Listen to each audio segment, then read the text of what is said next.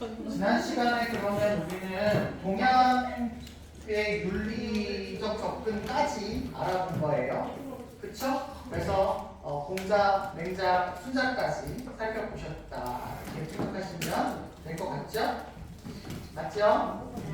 자, 그러면 오늘은 서양 사람들을 좀 나가보도록 하겠습니다. 서양 사람들. 지난번에 순자가 3번이었나? 그러면 4번부터 순자.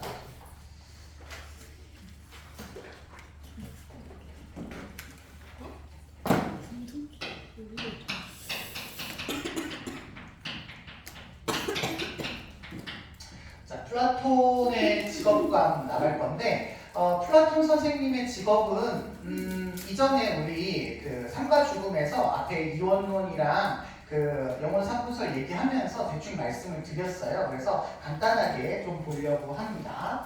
자, 플라톤은 뭐 아리스토텔레스랑 비슷하게 타고나는 기질이 있다, 타고나는 성향이 있다 이렇게 보고 있어요. 그래서 타고난 성향, 기질,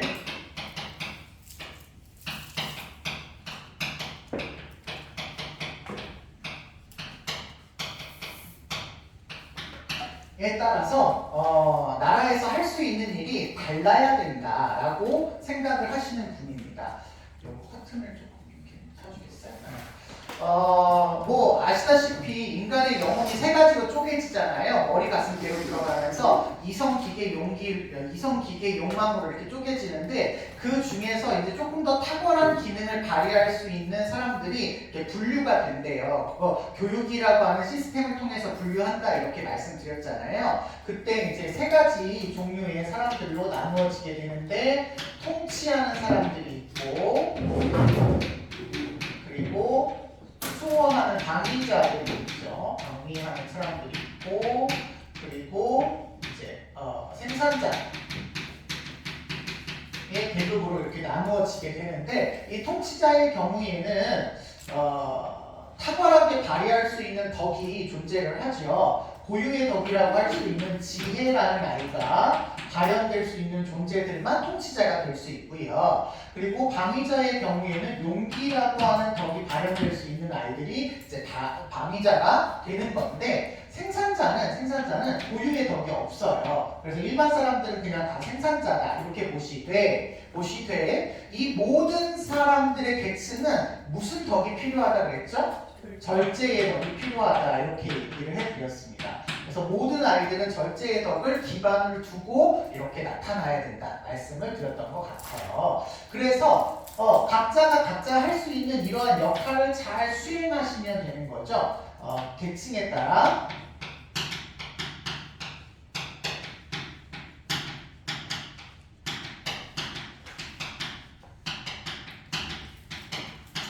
역할을 잘 수행하시면 그게 바람직한 직업의 분류다 이렇게 얘기를 하고 있는 거고 그럴 때 나타나는 사회적인 덕을 우리는 정의 이렇게 표현을 하죠. 우리 정의 단원에서도 그래서 플라톤이 한 번 더 나올 텐데 똑같은 얘기예요. 이런 각 계층이 서로 자신의 역할을 충실하게 잘 해서 조화를 이룬다. 이게 이제 정의다라고 플라톤은 생각하시면 되겠습니다. 그러면 절대로 플라톤은 아무런 고유한 덕이 없는 생산자 계급이 자기 통치하겠다 막 이런 식으로 해가지고 직업을 교환할 수 있을까요? 없을까요? 없겠죠? 당연히 없습니다. 자유로운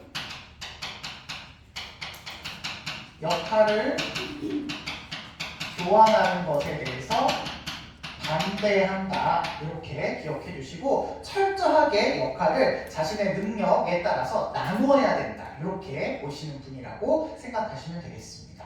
플라톤 간단하게 이렇게만 보겠고요. 그리스도교, 중세 그리스도교를 보겠습니다. 이제 뭐 카톨릭 계열이라고 생각하시면 되는데 예전이라고 생각하세요. 지금은 좀 다르니까. 중세 그리스도교에서는 어쨌든 신적인 어떤 관점을 보이시고 있으셨기 때문에 인간은 하느님이 창조를 하셨고 신이 창조를 하셨고 그 신이 굉장히 완전한 존재로 창조를 하셨는데 이 인간이 범죄를 하게 되면서 인간이 에덴 동산에서 쫓겨났죠. 낙원에서 쫓겨나게 되고 그럼으로써 인간이 노동이라는 걸 하게 되었어요. 그러니까 원래 신이 만든 인간은 노동을 안 하는 인간인데 신으로부터 죄를 지었기 때문에 노동을 한다. 이런 느낌이에요. 그래서 첫 번째로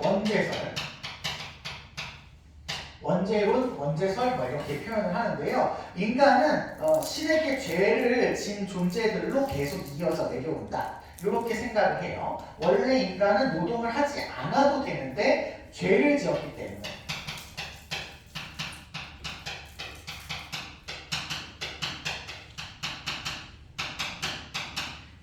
형벌로서 노동을 하게 되었다.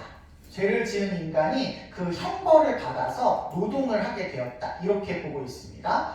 그래서 다른 말로 표현하면 죄의 결과가 노동이다. 이런 거예요. 그러니까 이런 생각을 가지고 계시는 분들은 노동이라고 하는 거에 대해서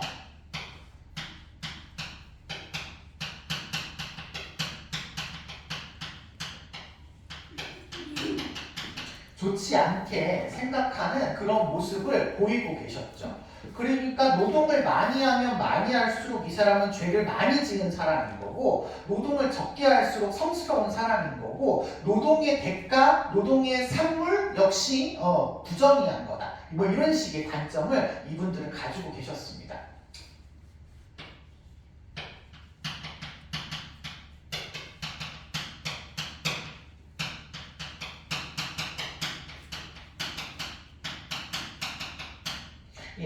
최근 노동의 결과를 부정하다라고 하는 어떤 인식을 가지고 있어서 돈 많이 버는 거, 생산물을 많이 만들어내는 거 이런 것들에 대해서 부정하다 이렇게 평가를 내리고 있고요.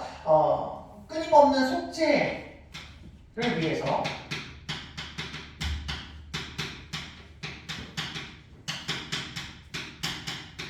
노동을 하는 것일 뿐 죄가 없으면 노동을 안 해도 돼 뭐 이런 느낌으로서의 노동을 접근을 하셔요. 그래서 돈 많이 버는 사람한테 야 너 죄를 없애고 천국에 가고 싶지? 그러면 너 돈 번 거를 교회에다 헌금해라 뭐 이런 식으로 많이 얘기를 했다라는 거죠. 그래서 직업생활과 노동에 대해서 부정적인 입장을 많이 보이시고 계셨던 게 중세 그리스도교인데 요걸 이제 개혁했던 게 근대에 와서 종교 개혁자들이 이거를 개혁을 해서 변화를 추구하시게 되는데요.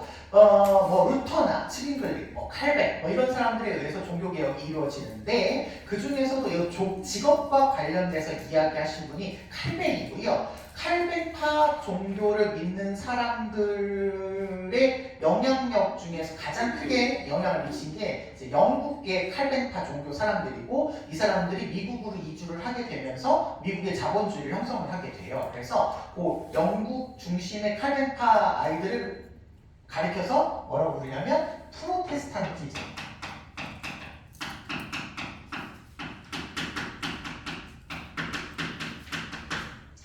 라고 불렀습니다. 이거 한국말로 하면 청교도입니다.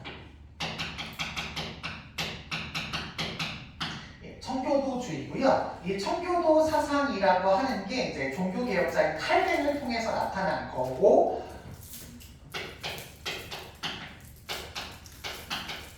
이런 칼뱅의 종교개혁의 영향을 통해서 자본주의가 발달했다라는 이론을 쓰신 분이 막스 베버예요. 그래서 이 두 사람의 견해가 거의 같다 이렇게 보시면 되겠습니다. 프로테스탄티즘이라고 하는 표현으로 자본주의 형성 과정을 설명한 사람이 베버야.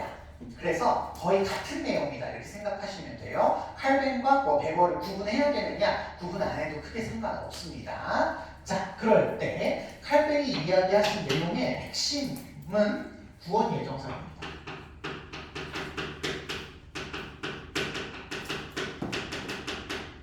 인간의 행위로 구원을 얻는 게 아니고요.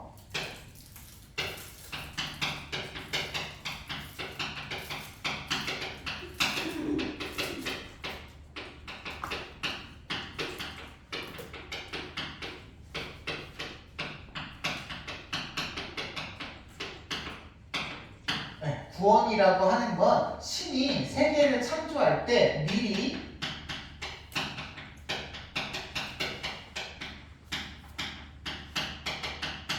정해뒀어요. 누구는 구원 받을 사람이고 누구는 안 받을 사람이라는 걸 정해뒀어요. 그래서 인간이 어떤 행위를 하나 안 하나와 상관없이 구원은 이루어집니다. 오로지 구원은 신의 역사예요. 신의 과정이고 신을 통해서만 구원이 이루어집니다. 시험 문제에 아주 잘 나오는 표현인데 인간이 무엇을 해서 구원을 받을 수 있다. 이런 거 없어요.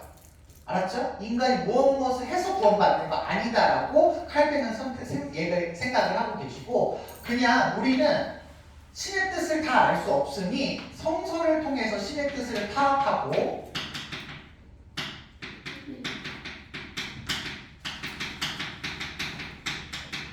그걸 잘 믿음으로 인해서 우리는 구원을 받았다라는 확증을 얻으시면 된다. 이런 식으로 얘기를 하거든요. 그때 어떻게 구원을 받았는지에 대한 조금 뭔가 구체적인 증표가 좀 있었으면 좋겠다. 알 수 있었으면 좋겠다. 라고 하는 그런 바람을 담아서 칼뱅은 이런 표현을 했습니다. 직업 소명설.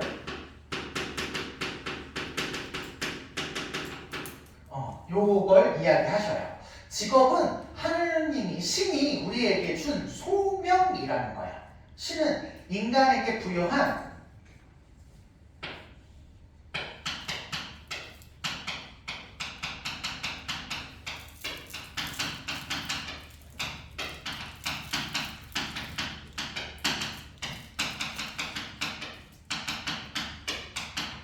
소명이다 라고 인식을 하라는 거야. 소명이라는 게 뭐냐면 우리 학교의 소명과는 좀 다릅니다. 우리는 소사벌의 빛 이런 뜻인데요. 여기서 얘기하는 소명은 부를 소자에 명령하다 명자예요. 그래서 신의 부르심에 대한 응답입니다.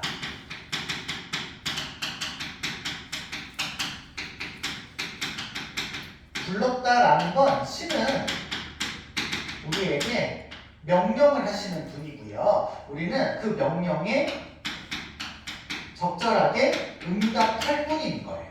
우리는 피조물이기 때문에 적절하게 응답을 해. 근데 그거를 우리는 신이 우리의 직업 생활이라고 하는 걸 통해서 우리를 부른다라고 보았어요.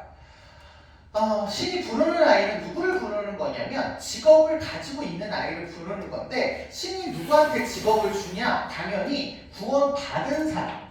구원을 받고 자기에게 속한 사람한테 신이 명령을 내려서 너 이렇게 살아라, 너 이렇게 행동해라 라고 얘기하신다는 거야. 그래서 내가 직업 생활을 충실하게 하고 직업을 잘 가지고 있다는 건 신이 나를 구원받은 백성으로 선택했다라는 증표가 될 수 있다고 보는 거예요.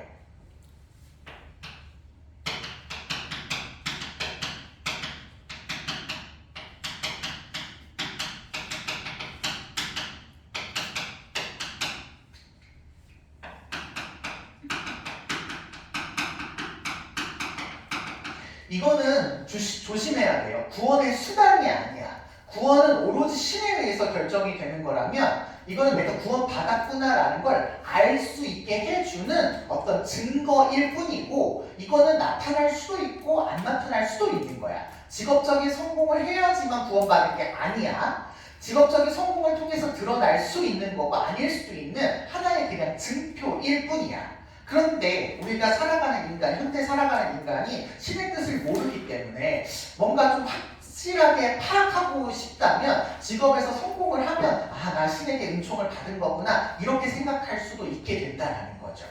그러니 성실하고 충실한 직업 생활을 통해서 직업에서의 성공이 뭔가 신에 대한 선물이 될 수 있다 이렇게 보는 겁니다. 성실하고 근면하게 특히 칼뱅은 금욕적인 생활을 하라고 하거든요.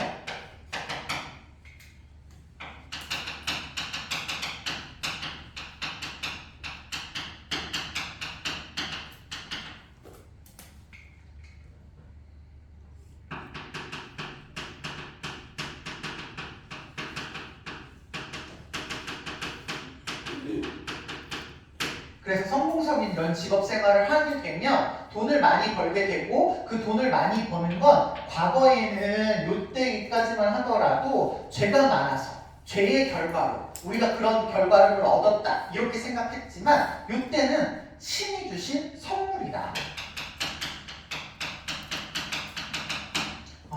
신이 사랑하는 사람을 부르고 그 사랑하는 사람한테 직업생활을 부여했을 때 그 결과로서 자본이 오는 거니까 이거는 부정한 게 아니라 신의 선물이야. 신의 선물을 받았어? 그럼 난 구원받은 백성일 수 있겠네? 뭐 이렇게 생각할 수 있겠다는 거죠. 증거가 될 수 있다 이런 얘기인 거죠. 알겠죠? 그러니까 이 사람들은 열심히 노력해가지고 돈 많이 벌고 부자 되고 이러기를 원했다는 거야. 원했다는 거야. 그래서 자본의 축적이 가능해지고요. 이걸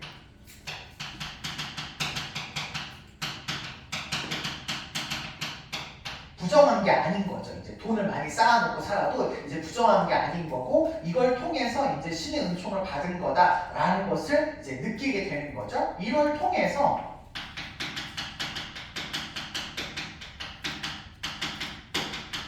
근대 자본주의가 발달했다라고 이야기하시는 게 이제 베버 선생님의 입장인 겁니다. 알겠죠? 자, 그때 직업생활은 그러면 왜 하냐? 이렇게 물어본다면 나에게 신이 뭐했기 때문이라고 해야 돼? 명령했기 때문이야. 명령했기 때문이야? 그러면 그 명령을 잘 지켜. 그러면 인간은 신의 명령을 잘 지켜서 살아가는 존재이니까 그 인간은 신이 주신 선물을 자기가 자기 이익을 위해서 쓸 수 있나요? 없나요? 신이 주신 선물이니까 쓸 수 있죠. 그렇죠? 그런데 직업 생활의 목표가 결국은 돈을 많이 버는 게 목표가 아니잖아요. 신이 명령한 대로 살아가는 것이 목표인 거예요. 그렇기 때문에 돈을 많이 벌어서 내가 부자가 되고 풍족하게 살고 여유롭게 사는 것 자체가 직업 생활의 목표가 아닌 거야.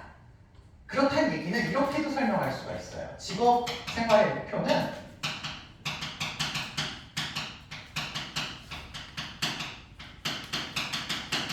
결국은 신의 말씀을 잘 따르는 것, 신의 명령을 잘 따르는 것이니까 신의 명령을 따르는 것, 다시 이야기하면 신의 영광을 위한 겁니다.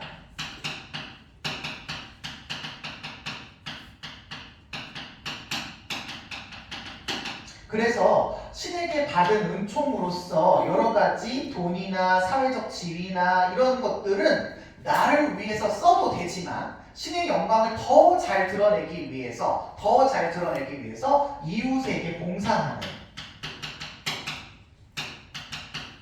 그런 데 사용을 해야 된다고 보고 있어요. 그러니까 나를 위해 써도 되는데 더 신의 영광을 드러내기 위해서 이웃에 봉사하는 삶을 살아야 된다. 이렇게 설명을 하고 계십니다. 자, 조금 더 자세한 내용은 선생님 학습지에 학습자료에 84페이지에 보시면 나와 있거든요. 그 내용을 조금 더 봐주세요. 거기 보시면 자본가가 월급을 제때 안 주면 되냐 안 되냐부터 시작해가지고 굉장히 좀 디테일한 부분들이 나와 있으니까 한 번씩만 봐주시고 큰 줄기는 이렇다 이렇게만 생각해 주시면 되겠습니다. 자, 이렇게 자본주의가 굉장히 발전을 하니까 여기에 대항해서 또 한 사람이 등장을 하게 됩니다. 누가 등장을 하냐면 마르크스가 등장을 하게 되죠.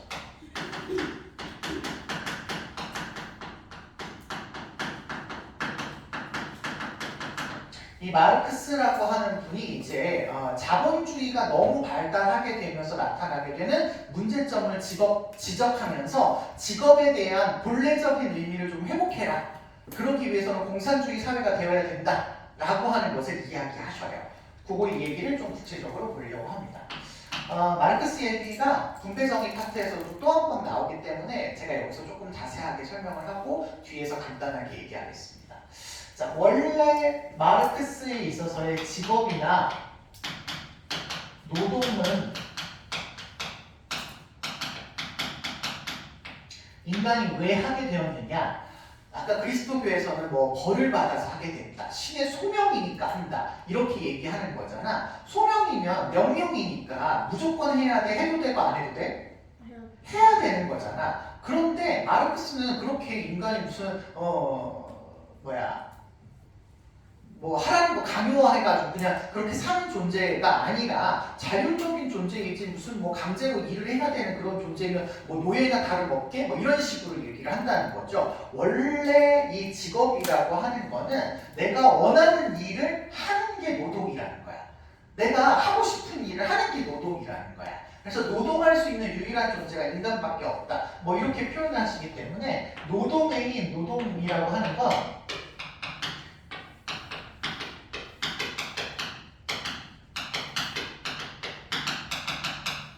자기를 실현하는 과정이야. 노동의 본래적인 의미는 나를 실현하는 것, 나의 본질을 실현하는 걸 일하는 걸로 나타낸 것 뿐이라는 거야. 그러니 누가 강제로 나한테 이거 해라 저거 해라 라는 건 제대로 된 노동의 의미가 아닌 거죠. 강제된 노동이나 강요된 노동 뭐 이런 것들은 내가 하고 싶어서 하는 노동이 아니라는 거야. 그래서 이 사람도 자율적이고 주체적이고 하나가 자발적.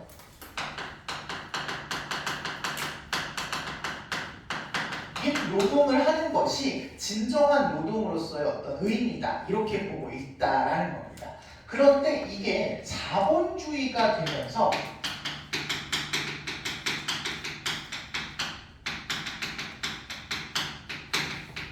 이 노동의 본질이 훼손이 되게 됩니다. 자본주의의 특징은 돈이 중요하죠. 자본을 통해서 노동을 하게 됩니다. 노동을 일으키는 요인이 내가 원해서가 아니야. 돈 때문에 노동을 하는 거죠. 자본으로 인해서 노동이 이루어지게 됩니다. 특히 자본주의에서는 자본가가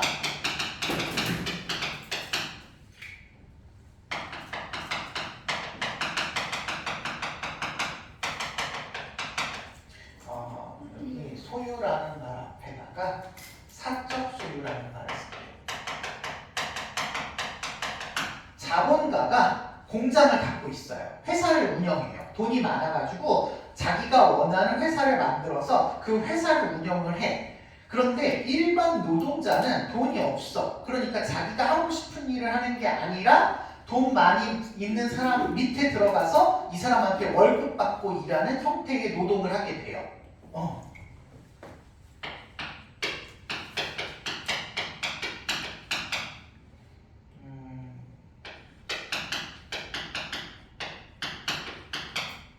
여기 앞에다가 하나만 더 씁시다.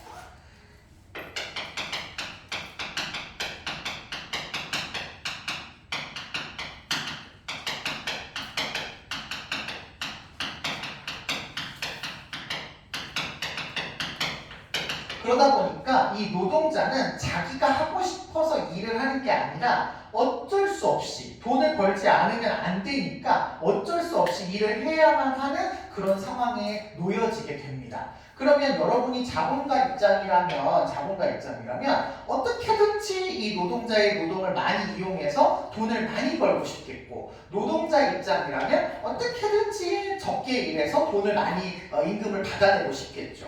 그러다 보니까 자본가와 노동자의 관계는 절대적으로 대립할 수밖에 없는 관계에 놓이게 된다고 얘기합니다.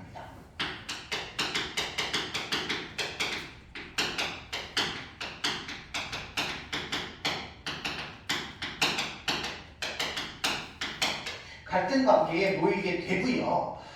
노동자는 자기가 노동을 안 할 수 없게 되니까 자본가에게 예속되어서 강요된 노동을 할 수밖에 없어지게 되는 그런 노동자로 전락을 하게 됩니다. 그러니 노동자를 자본가가 막 열 몇 시간씩 근무하게 하고 힘든 일 시키고 막 이런 걸로 이제 막 사용을 하겠죠. 그래서 어쨌든 자본가는 자기가 생산 수단을 갖고 있기 때문에 노동자들 계속 고용하면 되고 이가 일을 못하면 자르면 되고 막 이러는 거야. 그러니까 자본가는 최대한 노동자를 이용해서 자기의 배를 불리기 위해서 노력을 하게 돼요.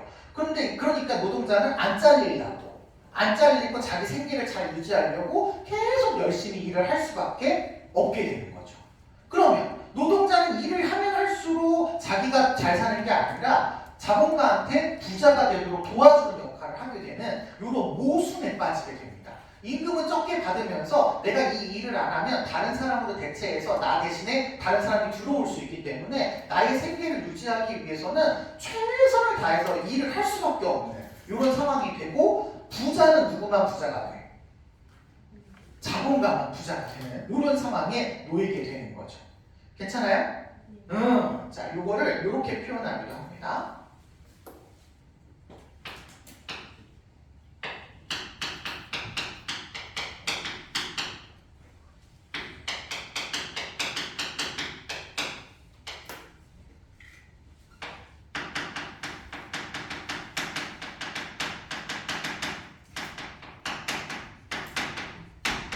예, 이렇게 노동을 하게 된다. 이렇게 보시면 되겠어요.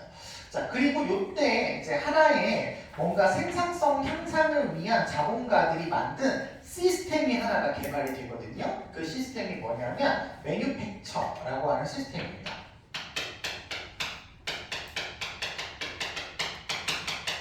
이 매뉴팩처 쉬운 말로는 분업이에요.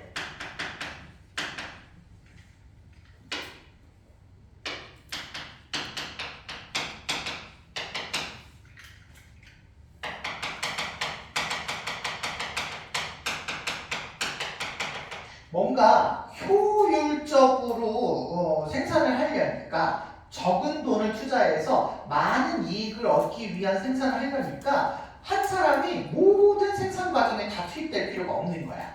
일 부분만 담당해서 계속 그 일만 하면 그 일에 대한 전문가가 되죠. 계속 쪼이면 이 쪼이는 속도도 빨라지고 정확도도 높아지고 그럴 거 아니야. 전문가가 되니까 이게 굉장히 효율성이 높아져요. 그래서 전체적인 라인에 따라서 계속 이런 일을 하다 보면 굉장히 생산성이 많이 늘어날 수 있는 그런 시스템입니다. 근데 생산성이 많이 늘어난다고 해서 그게 노동자에게 돌아오나요? 안 돌아오지. 생산성이 늘어나면 계속 자본가들만 부자가 되는 거고 노동자는 예계속적인 노동으로 계속 힘들게 노동을 해야 되는 이런 상황에 빠지는 모순점이 등장할 수밖에 없는 겁니다. 자, 그래서 분업을 통해서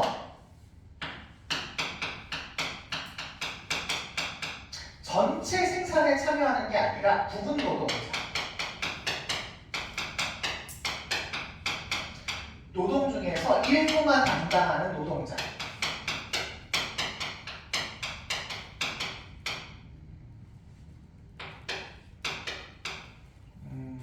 변질이라기보다는 표현이 전락, 특수 노동자로 변하게 되는 이런 모습이 생겨서 마르크스식으로 표현하면 일부 기능만 발달한 노동자가 된대. 그래서 기형적인 노동자다. 뭐 이렇게 표현하기도 해요. 계속 하나만 하니까. 그런데 그 한 노동이 내가 한 노동이 자기에게 돌아오지 않아. 생산성 자체는 증대되지만 노동자에게 돌아오지 않아요.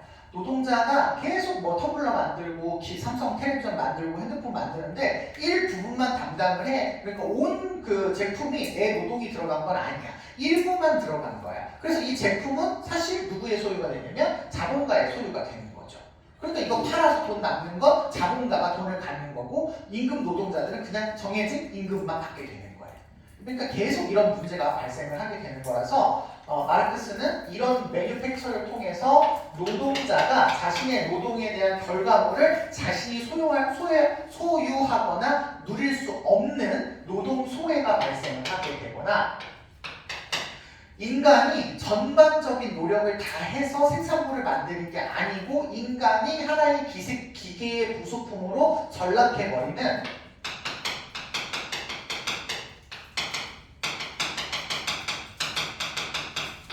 이러한 현상을 초래할 수밖에 없게 만드는 시스템이 자본주의다라고 보고 있습니다. 그래서 이런 자본주의에서는 노동자의 노동이 제대로 잘 발휘가 되지도 않고 노동자와 자본가의 갈등이 극심하게 나타나기 때문에 이런 상황을 극복하고 더 나은 사회로의 변화가 필요한데 필요한 것뿐만 아니라 반드시 일어날 거라고 예언을 하세요. 그래서 반드시 공산주의 사회는 도래할 거야. 그래서 혁명을 통한 타이틀을 제가 이렇게 했거든요.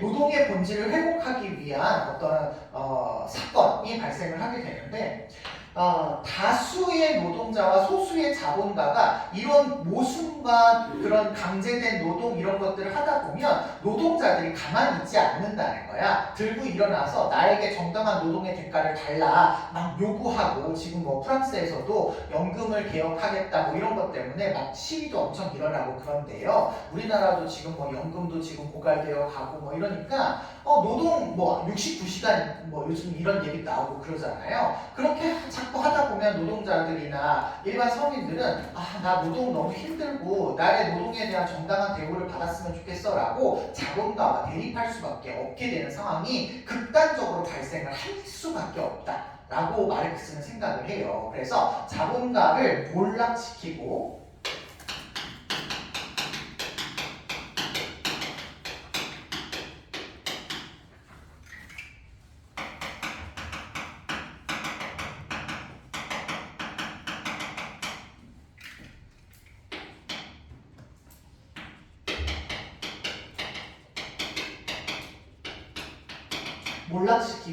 노동자들 계급만 남아서 노동자들이 주인이 된 세상이 반드시 필연적으로 도래할 거다.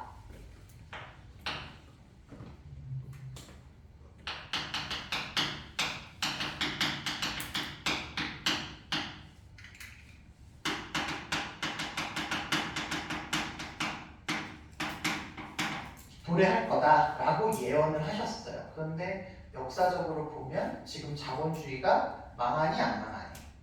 안 망하죠. 오히려 공산권 국가가 거의 망하고 있는 그런 상황이죠.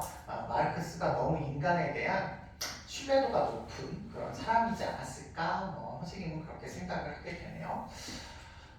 이렇게 보았대요. 물론 이 과정에서 일부 독재가 나타나기도 합니다. 노동자들이 세상을 잡게 되면 정부가 한 번도 나라를 다스린 적이 없는 사람이기 때문에 어떻게 나라를 다스려야 될지 몰라서 혼란한 시기가 온대요. 마르크스의 예상으로는. 그래서 그 혼란한 시기를 극복하기 위해서 노동자들 중 일부 똑똑한 엘리트들이 독재하는 시기가 온답니다. 이걸 이제 프롤레타리아 독재라고 하고, 그래서 북한이나 중국에서 이렇게 독재를 하고 있는 거예요. 그게 정당하다고 보는 거예요. 그래서 전 세계가 공산주의로 통일이 되는 그런 사회를 지향을 하고 있는 거죠.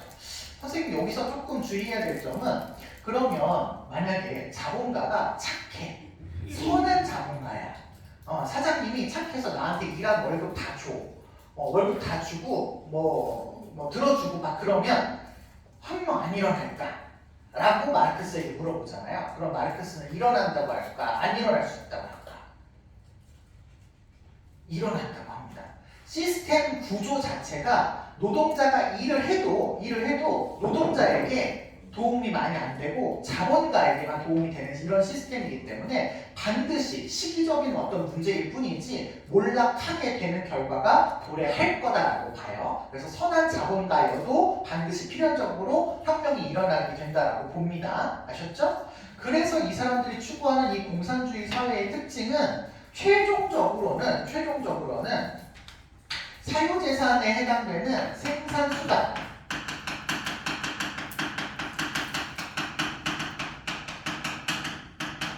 생산수단이 이제 사적 소유가 아니라 전체 사회의 소유가 돼요. 너도 쓸 수 있고 나도 쓸 수 있는 그런 전체 사회의 소유가 됩니다. 어느 한 사람이 독점하지가 않아요. 자본주의에서 제일 문제점은 이하였거든요. 생산수단을 자본가만 가지고 있었기 때문에 자본가만 돈을 벌었단 말이야. 근데 이게 그게 아니고 공유해서 우리 모두가 그 생산수단을 쓸 수 있어. 그러니까 누구나 돈을 벌 수 있는 그런 시스템이 되는 거죠. 누구나 그 생산수단을 활용해서 돈을 벌 수 있게 만드는 그런 사회가 된다면 사람들이 자기가 원하는 일을 통해서 일을 하게 된대. 그러면 옛날에는 강제로 억지로 이 일을 하다 보니까 열심히 일을 안 했었는데 내가 하고 싶은 일을 하니까 열심히 일을 하는 사회가 될 거예요. 그래서 여기보다 훨씬 생산력도 늘어나고 사람들의 만족도도 좋아지고 이럴 거예요. 꿈 같죠? 우리는 다 그렇지 않아요. 인간은 사악하기 때문에 이런 사회가 되면 놀리려고 하겠죠. 마르크스가 너무 인간에 대한 어떤 따뜻한 마음이 있었지 않았나. 너가 우리에게 뭔가 좋은 조건을 마련해주면 우리는 분명히 열심히 일할 거야. 이런 어떤 긍정적인 어떤 그런 게 있었나 봐요. 네, 네, 아무튼 네. 그래서 생산수단의 공유화를 주장을 하시게 되고 생산수단의 공유화가 이루어지니까 당연히 아까 이야기했던 자본가 계급이나 노동자 계급과 같은 계급이 없어집니다. 계급이 없어요. 아예 모든 사람들이 평등한 그런 사회가 된다. 평등한 사회가 되고요. 그 다음에 최종적으로는 국가도 소멸합니다.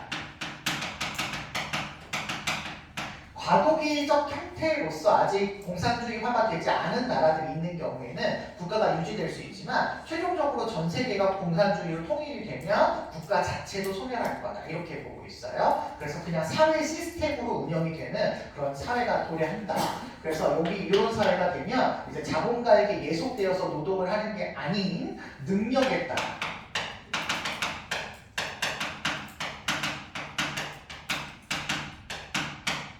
능력에 따라 그냥 일을 하면 돼요. 내가 이거 잘한다? 그럼 이거 하면 되고 저거 잘한다? 그럼 저거 잘하면 돼. 내가 잘하는 거, 내가 할 수 있는 거 이거를 하니까 마르크스 입장에서는 억지로 강요된 이런 노동 안 해도 돼서 훨씬 더 좋은 사회가 될 거야라는 긍정적인 생각을 갖고 있으셨던 거죠. 직업적인 풍요 측면에서는 요거 알아두시면 되는데 나중에 우리가 정의를 배울 때 분배적인 측면에서 요것도 기억해 주셔야 됩니다.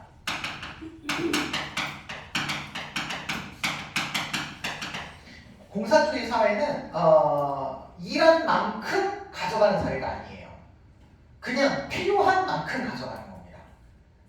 훌륭한 일을 하고 의사를 하고 변호사를 하고 되게 일을 많이 했지만 그 사람이 일한 거는 그 사람이 좋아서 하는 거고 그 사람의 능력이 되니까 한 거야. 그냥 그 사람이 일한 거하고는 분배하고는 별개야. 그래서 일은 일대로 하고 받는 거는 월급 받거나 이런 받는 거는 필요한 만큼 받는 겁니다. 쌀이 없어. 그럼 쌀 받으면 돼. 차가 없어. 그럼 차 받으면 돼. 이런 식인 거예요. 그래서 필요한 만큼 그냥 가져가는 거다. 일은 일대로 따로 하고. 그러니 이 사회가 얼마나 좋은 사회겠어요. 근데 현실에서 이루어지기가 어렵죠. 어렵죠. 사람들이 그러니까 능력이 있어도 일을 안 하고 필요하지도 않은데 많이 쟁여두고 이런 문제가 발생을 하니까 이제 현실에서 이루어지기가 굉장히 힘든 그런 모습이 나타나게 됩니다. 자, 여기까지가 이제 마르크스에 대한 설명이 되시겠는데요. 마르크스는 사적인 어떤 재산을 소유하고 있는 것이 자본주의에서 제일 문제라고 보았고 그렇기 때문에 이 사적 소유를 통해서 부를 증진하게 하는 시스템인 분업을 너무너무 싫어하셨어요. 너무너무 싫어해서 인간의 어떤 노동에 대한 훼손, 노동의 소외 이런 것들을 일으키게 되는 장치라고 보았습니다. 그에 비해서 우리가 이전에 배운 모든 사람들은 다 역할이 뭐 해야 된다고 되어 있죠? 나누어져야 된다. 역할이 분리가 되어져 있어야 된다. 이걸 강조하셨어요. 그래서 분업에 반대했다. 그러면 무조건 누구다? 마르크스다. 이렇게 오시면 좋겠습니다. 마르크스 얘기만 조금만 더 봐주시면 좋을 것 같고요. 여기까지가 서양 사람들의 윤리적인 접근이다 이렇게 보시면 되겠고 요것들을 이제 비교해야 하는 문제가 한 문제가 출제가 됩니다. 여기서는 한 문제가 출제가 되기 때문에 동양과 서양을 묶어서 출제되는 경우도 많이 있었어요. 많이 있었으니까 서로 비교해서 잘 기억해 주셔야 되실 것 같습니다. 그리고 나서 이제 문제가 또 나오는 부분이 이 직업과 관련된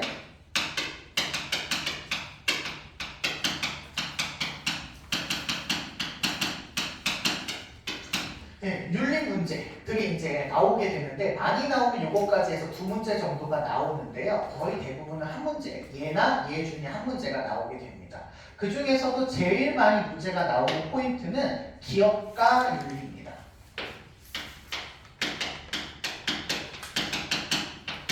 요게 이제 기존에는 여기가 좀 컸는데 최근 평가원이 여기보다는 조금 다른 아이를 좀 더 신경 쓰고 있는 것 같아요. 기업가 윤리, 기업가가 어떻게 하는 것이 바람직한 것인가에 대한 윤리적인 논쟁들이 좀 있습니다. 자, 기업가는 기업을 왜 만들었을까요?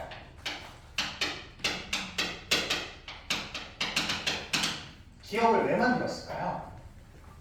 뭘 하고 만들었을까? 물건 팔아서 뭘 하려고? 돈 벌려고. 그쵸?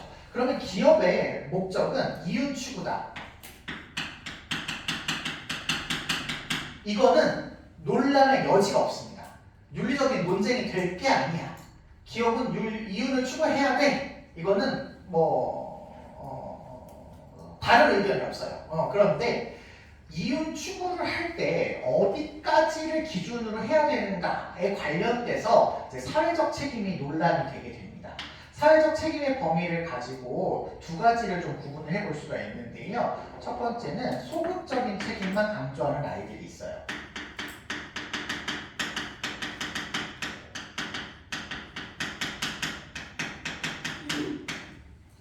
소극적인 책임까지만 있다 이렇게 보시는 분들이 있는데 요거 프리드먼이라고 하는 학자가 소속되어 있는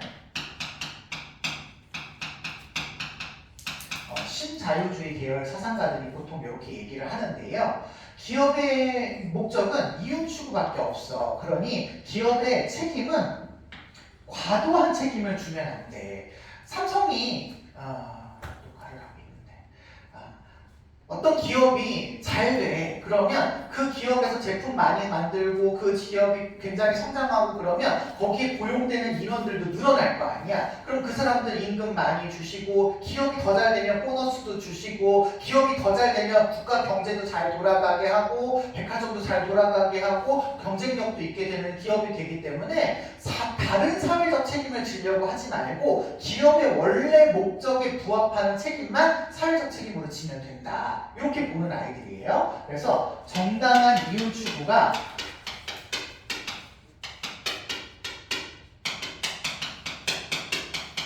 기업의 유일한 사회적 책임이다.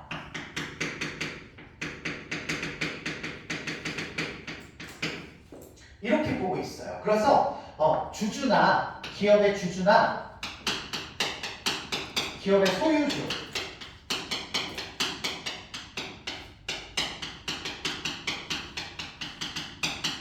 의 이윤을 극대화하기 위한 책임만 기업은 가지고 있다. 이렇게 보고 있고요. 이 기업이 잘 되면 그 기업이 속해 있는 사회도 잘 될 거야. 이런 생각을 하고 있는 거죠. 다만 여기 앞에 정당한이 붙었습니다. 정당한. 기업은 그래도 어쨌든 국가나 사회에 소속되어 있는 단체이기 때문에 기업 활동을 잘 하려면 그 사회가 유지가 안 되면 안 돼요. 유지가 되어야 되겠죠. 대한민국 자체가 없으면 안 되겠죠. 그렇기 때문에 대한민국에서 만든 규범을 준수하는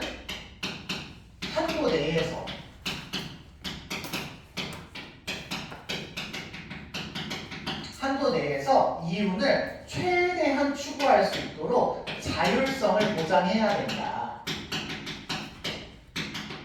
기업에게 이러저러한 책임을 지게 하면 안 된다. 이렇게 보는 입장입니다. 기업이 잘 되면 알아서 다 해결해 주니까. 근데 이에 비해서 아니야.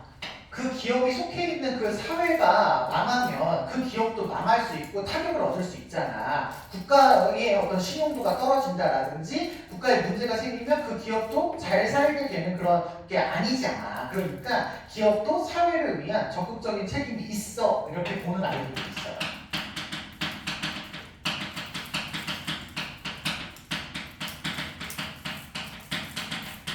인정하는 사람들도 있습니다. 이런 사람들은 에로우, 고겔 이런 사람들인데 이름은 잘 모르셔도 되고요. 아까 이야기한 기업의 정당한 목적인 이윤 추구를 당연히 책임이라고 봅니다.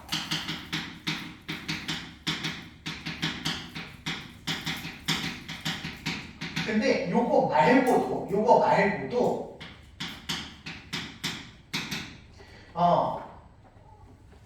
말고도 더 확장된 사회적 책임. 단어가 생각이 안 나네.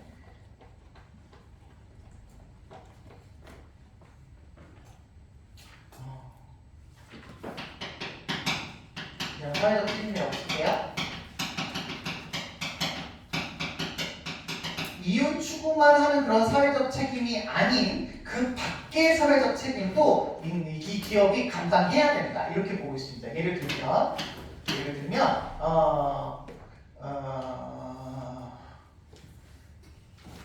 사회에 공헌해야 되는 거, 그 다음에 환경 보호해야 되는 거,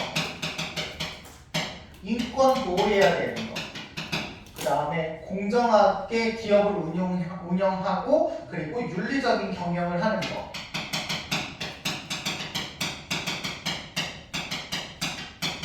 이런 것들도 사회적 책임 안에 들어가서 좀 더 기업이 사회를 위해서 노력하는 기업이 되어야 된다. 이렇게 보고 있어요. 그래서 왜 우리나라 기업들도 무슨 장학재단 운영하시고 무슨 환경단체 같이 서포트 해주시고 뭐 기업에서 후원해서 어떤 아이를 길러주시거나 뭐 이런 역할을 하잖아요. 이런 역할을 하는 이유가 여기에 있는 거야. 그래서 막 올림픽 개최하고 그러면 왜 다른 기업들이 뭐 이런 개최를 응원합니다. 뭐 이번에 부산에 엑스포 여는데 무슨 기업이 이런 것들을 응원합니다. 지원합니다. 뭐 이렇게 하는 이유가 이런 것들을 하다 보면 그 기업에 대한 이미지가 좋아지게 된다는 거야. 나라가 잘 살게 되고 그 기업이 그런 활동에 참여함으로써 우리나라를 위해서 헌신하고 우리나라를 도움을 주고 있는 사람들의 인식이 좋아진다는 거죠.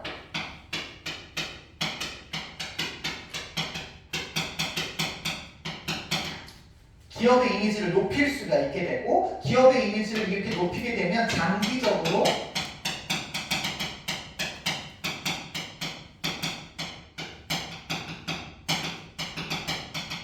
기업의 이윤도 늘어날 수 있다. 그러니 기업의 책임을 너무 이윤 추구하는 것으로만 한정시키지 말고 좀 더 확장된 사회적 책임까지를 포함해서 생각해야 한다. 이렇게 보는 사람들로 비교해서 이야기하고 있으십니다.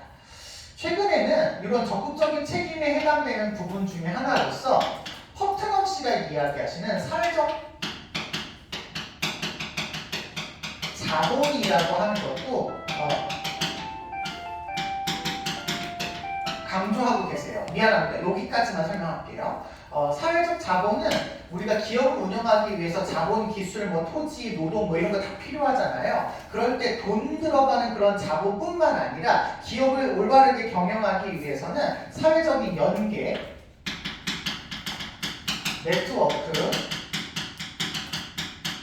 그리고 후회성,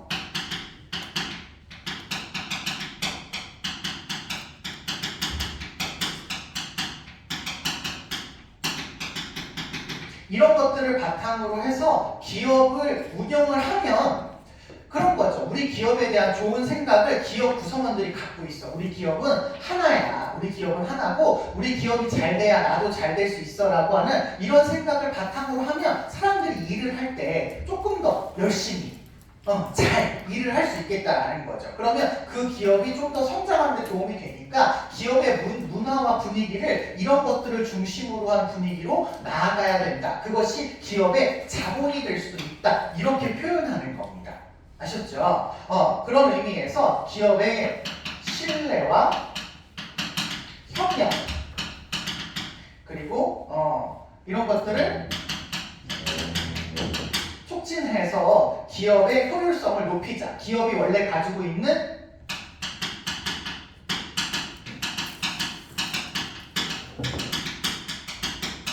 이윤 추구라는 활동을 조금 더 극대화시킬 수 있겠다. 그러니 이런 부분까지도 기업의 자본으로 생각해서 기업을 운영하는 사람들은 기업의 그 노동자나 그 근로자들에게 여러 가지 서비스와 혜택, 요즘 얘기하는 워라밸 이런 것들을 제공하자는 거예요. 그러면 그 기업에서 일하는 사람들이 더 열심히, 더 막 이렇게 기업에 좋게 만드는 그런 아이디어나 이런 것들을 제공할 수 있겠다. 부정부패 일어나는 것도 방지할 수 있겠다. 이렇게 얘기하고 있는 거죠. 그래서 이런 것들을 길러주는 사회적 기업가 윤리 부분들이 시험 문제로 하나가 나올 수가 있겠고요. 나머지는 공직자와 전문가에 관련된 윤리가 있거든요. 요거는 다음 시간에 제가 설명하도록 할게요. 수고하셨습니다.